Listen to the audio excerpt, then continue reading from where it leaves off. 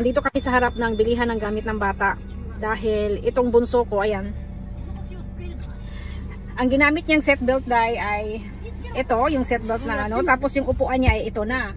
Pero ang binibili ng tatay niya ay ito. Masyadong mindoksay sa akin ito pag hinila-hila yan. So gusto kong bumili ng ano pa, yung titignan ko kung meron bang yung kung sa baga. Madali na lang siyang ikabit ba. Kasi ito ganito na yan, ganyan. Hihilain ko pa yan siya ng ganyan, tapos i-adjust. Hihilain ko pa niyan ganyan, tapos i-adjust ko pa ito bago ko siya ikabit. Tapos i-adjust ko mismo sa stomach na niya, mitiring. So medyo hindi siya yung quick. Alam mo naman tayo, mahilig tayo sa quick dahil masyado tayong busy-busyhan ang mga dagway. So nandito ako sa ni si Matsuya. Tignan ko kung meron akong makitang medyo mas okay pa dyan. Tapos sasabihin naman ni Hapon sa akin, bumili na nga ako eh. Hindi ko nga gusto yung binili niya. Eh ako naman ang laging may bitbit ng bata. Ako yung laging nagbaba, sakay ng bata. So ako yung mahihirapan sa kaliso, di ba? So wala siyang magawa dahil ang diwindi naging diwindi. So bye for now. Hawak kamay.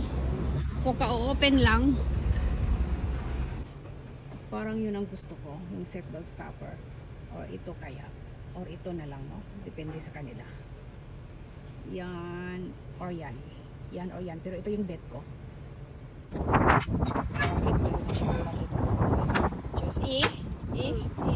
Ito yung nabili ko para sa seatbelt. Ikakabit na natin.